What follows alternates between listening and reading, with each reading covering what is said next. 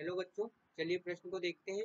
प्रश्न है, निम्नांकित प्रत्येक उदाहरण में संरचना सूत्र देते हुए समयावता का निर्धारण कीजिए। देखिए हमें यहाँ पर 4 उदाहरण दिए गए हैं। तो आइए यहाँ पर बात करें प्रश्न की मुख्य अवधारणा की।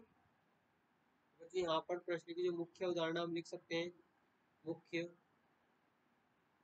मुख्य अवधारणा मुख्य अवधारणा। बच्चों यहाँ पर प्रश्न की जो मुख्य अवधारणा हम लिखेंगे, उसमें देखिए पहला जो समयावता होती है, यहाँ पर श्रृंखला समवायवता की बात करें तो बच्चों श्रृंखला समवायवता हम तब बोलते हैं जब कार्बन की श्रृंखला में परिवर्तन हो, जब जब यौगिक में जब यौगिक में कार्बन कार्बन श्रृंखला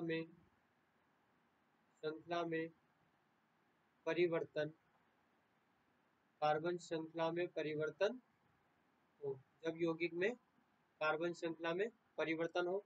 वही बच्चों बात करें दूसरा, जो कि यहाँ पर है स्थिति समवायवता। स्थिति समवायवता बच्चों यहाँ पर देखिए स्थिति समवायवता जो है हम कह सकते हैं जब जब मुख्य यौगिक या फिर क्रियात्मक समूह की मुख्य समूह की या क्रियात्मक समूह की स्थिति में परिवर्तन हो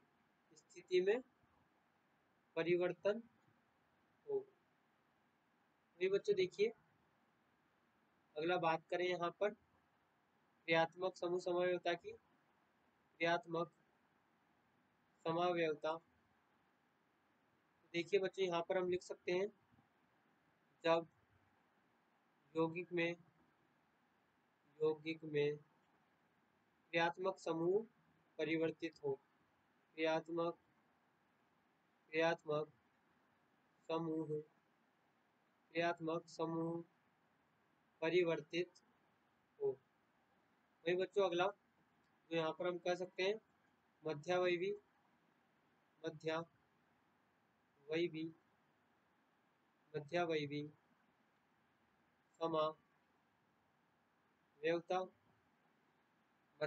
समवायवता तो बच्चों यहाँ पर हम कह सकते हैं जब मुख्य समूह के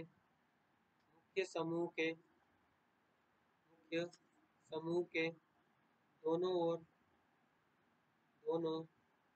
ओर कार्बन श्रृंखला में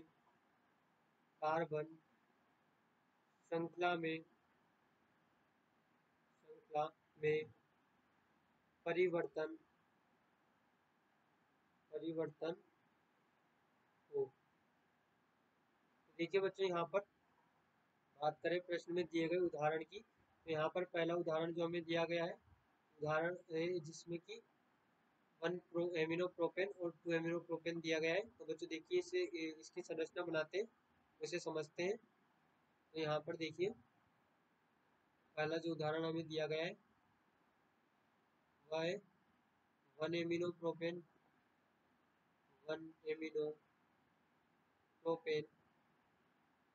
एवं यहाँ पर 2 एमिनो प्रोपेन। तो देखिए बच्चों यहाँ पर 1 एमिनो प्रोपेन की संरचना कुछ इस प्रकार से होती है CH3 जो कि प्रोपेन, तो यहाँ पर NH2 वो एमिनो समूह है। वही बच्चों बात करें उदाहरण हमें दिया गया है 2 एमिनो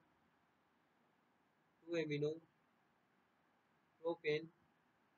देखिए बच्चों यहाँ पर CH3 और बच्चों यहाँ पर दूसरी स्थिति पर इसकी NH2 जो कि मुख्य समूह है। बच्चों यहाँ पर देखिए हमें यहाँ पर पहली स्थिति पर NH2 समूह दिख रहा है, यहाँ पर दूसरी स्थिति पर NH2 समूह दिख रहा है। बच्चों यहाँ पर मुख्य उदाहरण में देखें तो हम देख सकते हैं कि जब मुख्य समूह की स्थिति में परिवर्तन हो तो वहां हम कहते हैं स्थिति समवायवता।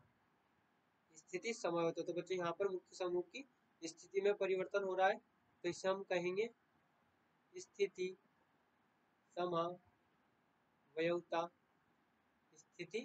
समवायवता। ये बच्चों देखिए बात करें प्रश्न में दूसरे उदाहरण की, तो बच्चों यहाँ पे जो दूसरा उदाहरण हमें दिया गया है वह है प्रोपेनेमिन। लिखते हैं यहाँ पर प्रोपेनेमिन, जैसे कि बच्चों हम इसी प्रकार से लिख सकते हैं 1 एमिनो प्रोपेनी, इसका नाम भी होता है CH2 NH2। वही बच्चों देखिए यहाँ इसी उदाहरण में दूसरा नाम हमें दिया गया है N methyl amine, N methyl ethyl amine. तो हम यहाँ पर लिखते हैं एन मेथिल और ये एन एथिल। यहाँ पर बच्चों ये एमीन है जो कि द्वितीयक एमीन है। यहाँ पर एन मेथिल एथिल, यहाँ पर N methyl ethyl amine ethyl amine. और बच्चों जो अगला उदाहरण हमें दिया गया है वह है यहाँ पर देखिए ट्राई मिथाइल एमीन, जिसे हम कुछ इस प्रकार से लिखते हैं ट्राई मेथिल एमीन, ट्राईमेथिल एमीन, जो कि बच्चों इसका सूत्र यहाँ संरचना सूत्र यहाँ पर होगा NCH3। ट्राईमेथिल बोला है तो 3 एमीन। अब बच्चों यहाँ पर देखें कि जो मुख्य समूह है उसके दोनों ओर यहाँ पर कार्बन श्रृंखला में परिवर्तन हमें दिखाई दे रहा है, दोनों ओर कार्बन श्रृंखला में परिवर्तन भी दिखाई दे रहा है। और बच्चों यहाँ पर क्रियात्मक समूह भी परिवर्तित हो रहा है। ये प्राथमिक एमीन है, ये द्वितीयक एमीन है, यहाँ पर ये तृतीयक एमीन है। तो बच्चों यहाँ पर हम कहेंगे कि ये जो समवायवता है यह क्रियात्मक समूह समवायवता, क्रियात्मक समूह समावयवता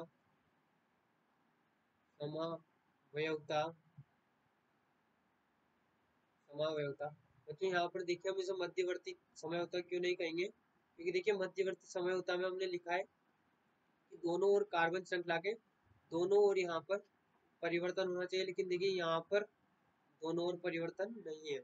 यहाँ पर हम कहेंगे कि ये क्रियात्मक समूह समवायवता है। तो बच्चों देखिए अगला जो उदाहरण हमें यहाँ पर दिया गया है वह है एन मेथिल 1 प्रोपेनामाइन और एन मेथिल 2 प्रोपेनामाइन। तो चलिए लिखते हैं, यहाँ पर हमें दिया गया है एन मेथिल, यहाँ पर हमें दिया गया है N methyl N methyl 1 propanamine, N methyl 1 propanamine. और बच्चों यहाँ पर दूसरा हमें दिया गया है एन मेथिल